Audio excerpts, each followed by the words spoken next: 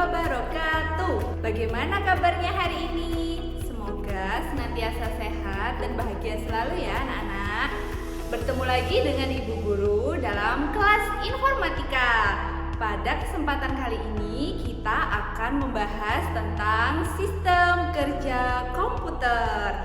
Kalian pasti sudah tidak asing kan dengan peralatan elektronik satu ini? Ya, benar sekali. Hampir setiap hari kita menggunakan perangkat elektronik yang satu ini untuk mengerjakan tugas atau sekedar bersantai, menonton film atau mendengarkan musik.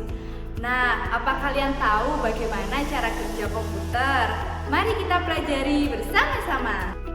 Tahukah kalian bahwa komputer itu sangat membantu dalam pekerjaan kita sehari-hari? Tapi komputer tidak bisa bekerja sendiri. Apakah perbedaan antara komputer dan manusia? Komputer hanya dapat bekerja bila diberi instruksi atau dioperasikan oleh manusia, sedangkan manusia bisa bekerja secara mandiri. Sistem kerja komputer dibagi menjadi 3 tahapan. Yang pertama adalah input. Contoh dari perangkat input adalah keyboard dan mouse yang memberikan instruksi kepada komputer. Kemudian instruksi tersebut masuk ke dalam CPU yang termasuk perangkat proses. Dan hasil dari pengolahan data pada perangkat proses ditampilkan pada perangkat output. Contohnya adalah monitor. Mari kita mempelajari input, proses, output pada analogi berikut ini. Contohnya saat kita menggosok gigi, perangkat input yang kita gunakan adalah sikat gigi dan pasta gigi. Kemudian saat kita menggosok gigi itu adalah rangkaian dari proses, dan output yang dihasilkan adalah gigi yang putih dan bersih. Contoh yang kedua, saat kita mencuci baju pada mesin cuci, input yang kita butuhkan adalah mesin cuci, deterjen, dan pakaian kotor. Saat mesin cuci sedang mencuci pakaian kita, itu adalah rangkaian proses, dan output yang dihasilkan adalah pakaian yang bersih. Contoh yang ketiga, apabila kita memiliki angka 4 dan 5 sebagai inputan kita, dan kita punya tanda aritmatika penjumlahan sebagai tanda proses.